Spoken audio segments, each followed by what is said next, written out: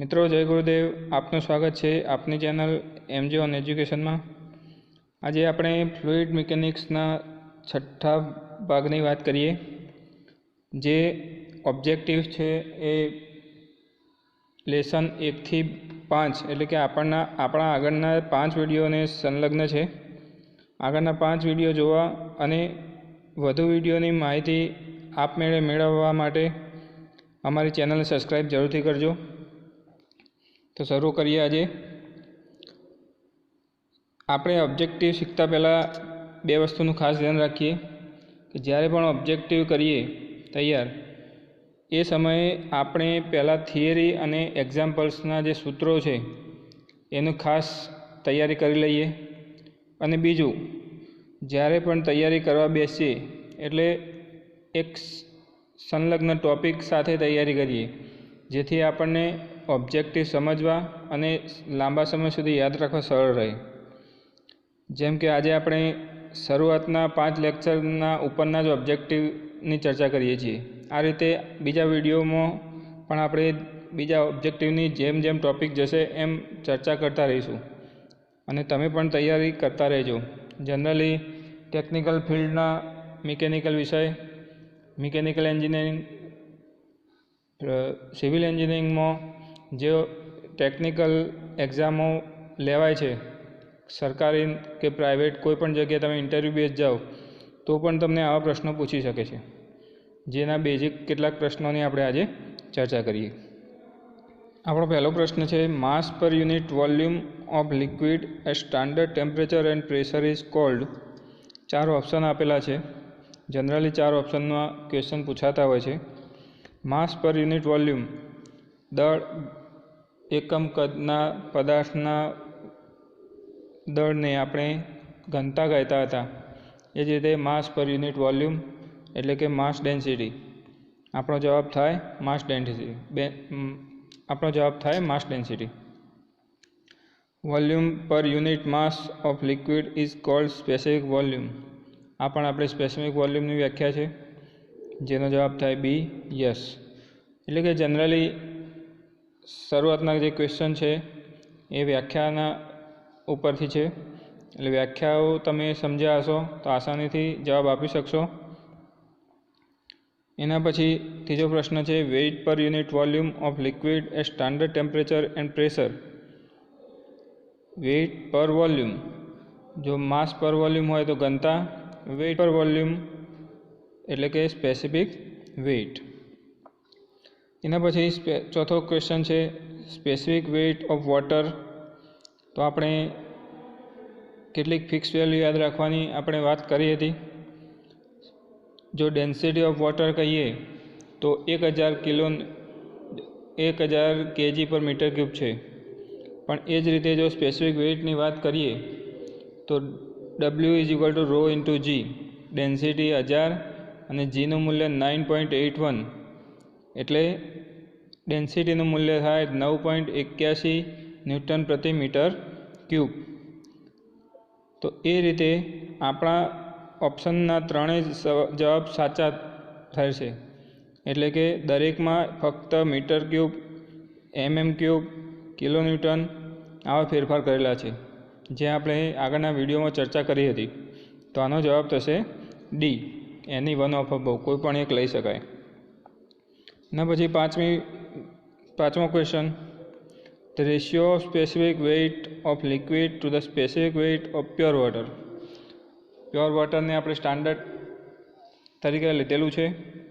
Wait specific weight अने specific weight of standard weight एटले के बंनेनो गुणोत्तर जेनो आपणे जवाब लखी सकीए स्पेसिफिक ग्रेविटी ऑफ लिक्विड।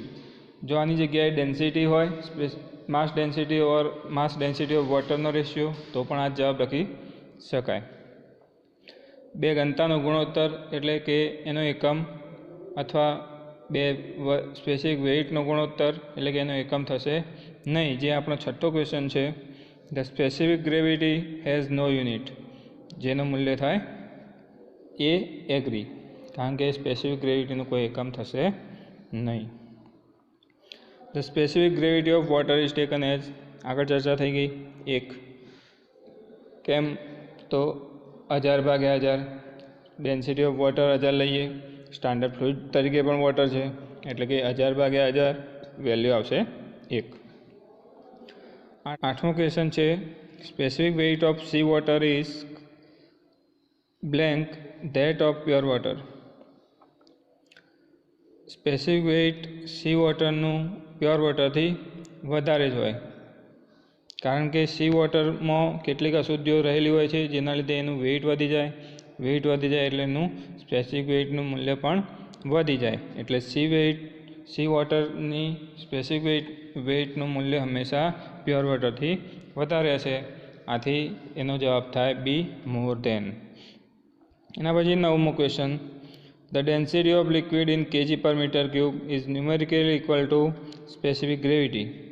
આપણે સ્પેસિફિક ગ્રેવિટી અને ડેન્સિટીની વ્યાખ્યા સમજીએ તો આનો ઇઝીલી જવાબ આપી શકીએ, પરંતુ આમાં એટલું યાદ રાખજો, અહીંયા ન્યુમેરિકલી પૂછ્યું છે. જો ન્યુમેરિકલી ના પૂછ્યું હોય તો આ જવાબમાં આપણો જવાબ ફોલ્સ આવશે, પરંતુ અહીંયા ગાણિતિક રીતે પૂછ્યું છે. ગાણિતિક રીતે એટલે વેલ્યુ ઉપરથી ખબર પડશે. એટલે ડેન્સિટી ઓફ લિક્વિડ ગણશો જે તેની, તો એનું મૂલ્ય સ્પેસિફિક ગ્રેવિટી જેટલું થશે, એટલે આનો જવાબ ટ્રુ આવશે. યાદ રાખજો મિત્રો, ન્યુમેરિકલી ખાસ અંડરલાઇન વિચારજો. 10મો question, the specific weight is also known as weight density. જેનો જવાબ બી, કરેક્ટ. વ્યાખ્યા ઉપરથી તમને ઇઝીલી ખબર પડે છે.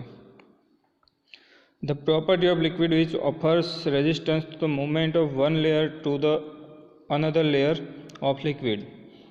મૂવમેન્ટ બે લેયરની થતી હોય અને એના વચ્ચેનું ઘર્ષણ બળ, જ્યારે પણ ફ્લુઇડના સંદર્ભમાં ઘર્ષણ બળ આવે ત્યારે આપણે સ્નિગ્ધતાની વાત કરીએ છીએ.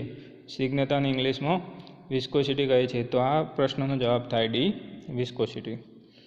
12મો question, kinematic viscosity is the product of dynamic viscosity and density of liquid. આપણે કાઇનેમિક વિસ્કોસિટીની વ્યાખ્યા શીખી ગયા છીએ. એ ડાયનેમિક વિસ્કોસિટી અને ડેન્સિટીનો ગુણોત્તર છે. અહીંયા આપણને પ્રોડક્ટ આપેલું છે, માટે આનો જવાબ થાય નો. એના જ જગ્યાએ આ પ્રશ્નમાં રેશિયો આપ્યું હોય તો આ પ્રશ્નનો જવાબ થાય યસ. ખાસ ધ્યાન રાખજો મિત્રો, નાના નાના શબ્દોથી વ્યાખ્યા બદલાઈ જાય છે અને વ્યાખ્યાથી તમારો જવાબ બદલાઈ જાય છે. ક્વેશ્ચન નંબર 13, ધ ફોર્સ પર unit length is the unit of. તમે જો યુનિટ તૈયાર કર્યા હશે તો તમને ખ્યાલ આવી જ જશે કે આ એકમ થાય સરફેસ ટેન્શનનો. The variation in the volume of liquid with the variation of pressure is called. વોલ્યુમનો ફેરફાર પ્રેશર સાથે, જ્યારે પણ પ્રેશરની વાત આવે ત્યારે કોમ્પ્રેસિબિલિટી જવાબ આવે. દબાણ સાથે કદનો ફેરફાર. આપણો જવાબ બી, કોમ્પ્રેસિબિલિટી. એના પછી question number 16, falling drops of water becomes fear is the due to the property of. આપણે સરફેસ ટેન્શન જ્યારે ભણ્યા હતા, સરફેસ ટેન્શનના સંદર્ભમાં આપણે ચર્ચા કરી હતી. તો જ્યારે ટીપાં પડે છે ત્યારે એનું સ્ફિયર સ્વરૂપમાં બની જવું એક એને સરફેસ ટેન્શનને આભારી છે. માટે આ ક્વેશ્ચનનો જવાબ થશે બી, સરફેસ ટેન્શન ઓફ વોટર. એના પછી 17મો ક્વેશ્ચન, વોટર ઇઝ ખાલી જગ્યા લિક્વિડ. આપણે ફ્લુઇડની ડેફિનેશનમાં જોયું હતું અને ફ્લુઇડની ડેફિનેશન પછી ચર્ચા કરી હતી કે પ્રવાહી દાબશીલ નથી જ્યારે વાયુ દાબશીલ છે. એટલે કે પ્રવાહીને દબાવી શકાતું નથી અને વાયુને દબાવી શકાય છે. એટલા માટે જવાબ આવશે ઇનકોમ્પ્રેસિબલ. જો અહીંયા વાયુ હોત, વોટરની જગ્યાએ એર હોત પ્રશ્નમાં, તો આપણો જવાબ બી આવત. બરાબર. એના પછી question number 18, the property of liquid which enables it to resist tensile stress it is called surface tension. આ પ્રશ્નનો જવાબ થશે એગ્રી. એના પછી 19મો, when tube of small diameter is deep in the water. નાના ડાયામીટર એટલે કે નાના ડાયામીટરવાળી ટ્યુબને જો પાણીમાં ડુબાડવામાં આવે, the water rises in the tube due to viscosity. Viscosity એટલે તો ઘર્ષણ પણ થાય. તો આ શેની વ્યાખ્યા છે? તો આ કેપિલરી રાઇઝ ઓર ફોલની વ્યાખ્યા છે. તો આનો જવાબ થાય બી, ફોલ્સ. પાણીમાં નાના વ્યાસવાળી ટ્યુબ ડુબાડતો એમાં પાણીનું ઉપર જવું કે મર્ક્યુરીને નીચે જવું, જેને આપણે કેપિલરી રાઇઝ અને ફોલમાં ભણ્યા હતા. એટલે આ પ્રશ્નનો જવાબ થાય બી, ફોલ્સ. એના પછી 20મો question, when tube of small diameter is dipped in water, ફરીથી જ the water rises in the tube with upward convex surface or concave surface. શું જવાબ આવશે? Concave surface. કેમ? તો આપણે કેપિલરી રાઇઝ અને ફોલમાં ચર્ચા કરી હતી કે જ્યારે પણ મર્ક્યુરીવાળા પાણીમાં મર્ક્યુરી અને વોટરને સાથે રાખીને એક અલગ પાત્રમાં આપણે શીખ્યા હતા, જ્યારે પાણીને એક પાત્રમાં રાખીએ અને બીજા પાત્રમાં મર્ક્યુરી રાખીએ અને જો નાના વ્યાસવાળી ટ્યુબને એમાં ડૂબાડવામાં આવે તો પાણી અને મર્ક્યુરી બંનેનો ઉપરનો સરફેસ પાણીમાં કન્કેવ સરફેસ થશે, જ્યારે મર્ક્યુરીમાં કન્વેક્સ સરફેસ થશે, બહિર્ગોળ અને અંતર્ગોળ, જે આપણે ભણ્યા હતા. ફરીથી એકવાર એવું હોય તો આગળના વિડીયોનું રિવિઝન કરી લેશો ફ્લુઇડ પ્રોપર્ટીઝનું. Glass tube of small diameter is used while performing an experiment for capillary rise of water. Capillary રાઇઝના એક્સપેરિમેન્ટનો પ્રશ્ન આવે અને જ્યારે પાણી લેવામાં આવે ત્યારે નાના ડાયામીટરવાળી ગ્લાસ ટ્યુબનો ઉપયોગ થાય છે. કેમ? તો એમાં 4 ઓપ્શન છે. એમાંથી પહેલો ઓપ્શન જવાબ લઈએ આપણે કે it is easier to see the glass tube. એ સરળતાથી જોઈ શકાય છે. Glass tube is cheaper than metallic tube.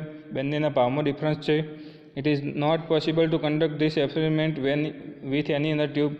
આવો એક્સપેરિમેન્ટ બીજી ટ્યુબ સાથે પોસિબલ નથી, એટલે વાપરીએ છીએ. તો આપણે સરળતાથી કહી શકીએ કે આનો જવાબ પહેલો આવશે, કારણ કે પાણીને ટ્યુબની બહારથી આસાનીથી જોઈ શકાય છે. એના પછી 22મો, the mercury does not wet the glass. Mercury ગ્લાસને ભીનું કરતું નથી. કઈ પ્રોપર્ટી છે? તો આપણો જવાબ આવશે ડી, સરફેસ ટેન્શન. 23મો question, with an increase of size of tube.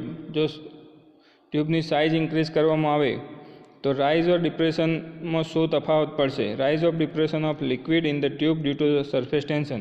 Surface ટેન્શનના લીધે જે રાઇઝ અને ફોલ થાય છે અથવા કેપિલરી ઇફેક્ટ આવે છે, એનું કારણ શું અને એમાં શું ફેરફાર થશે? તો આપણો જવાબ આવશે ડિક્રીઝ. જેમ જેમ ડાયામીટર ઇન્ક્રીઝ થશે એમ એનું મૂલ્ય ડિક્રીઝ થશે. જો ડાયામીટર નાનો કરવામાં આવે તો મૂલ્ય ઇન્ક્રીઝ થાય. 25મો question, the surface tension of mercury at normal temperature is ખાલી જગ્યા ધેન ધેટ ઓફ વોટર. મતલબ મર્ક્યુરી અને વોટરમાંથી કોનું સરફેસ ટેન્શનનું મૂલ્ય વધારે છે? તો મર્ક્યુરીનું. તો જવાબ આવશે આપણો higher than. The viscosity of water is ખાલી જગ્યા ધેન ઓફ મર્ક્યુરી. બે પ્રશ્ન સાથે લખ્યા છે. વોટરની વિસ્કોસિટીનું મૂલ્ય વધારે થશે, જ્યારે વોટરની સરફેસ ટેન્શનનું મૂલ્ય મર્ક્યુરીની સાપેક્ષે ઓછું થશે. તો મિત્રો ખાસ ધ્યાન રાખજો. The unit of surface tension is, unit જાણીએ છીએ આપણે, ન્યૂટન પ્રતિ મીટર. ક્વેશ્ચનનો આન્સર થાય B, newton per metre. Question number 27, the viscosity of liquid is due to cohesion of its particle. જો પાર્ટિકલની મૂવમેન્ટ નહીં હોય તો વિસ્કોસિટીનું અસ્તિત્વ આવશે નહીં, પણ પાર્ટિકલનું મૂવમેન્ટ હશે, એકબીજા પ્રત્યેનું આકર્ષણ હશે, તો એમાં વિસ્કોસિટી ઉદ્ભવશે જ. એટલે આ પ્રશ્નનો જવાબ એ થાય correct. Question number 28, the viscosity of liquid it's ખાલી જગ્યા it's rate of flow through the hole in vessel. તો આપણો જવાબ શું આવશે? It effect. બરાબર. તો આવા બીજા ક્વેશ્ચન તમે તમારી અવેલેબલ રેફરન્સ બુકમાંથી વધારે મહેનત કરી શકો છો. આવા જનરલ ક્વેશ્ચન પૂછાતા હોય છે, જે આપણે આજે ચર્ચા કરી છે. બીજા ક્વેશ્ચનની ચર્ચા અને બીજા જ ટૉપિકની ચર્ચા સાથે નવા વિડીયોમાં મળીશું. ત્યાં સુધી આપણી ચેનલ જોતા રહેજો, એને સબસ્ક્રાઈબ કરજો અને આગળના વિડીયોમાં ફરીથી મળીશું. ત્યાં સુધી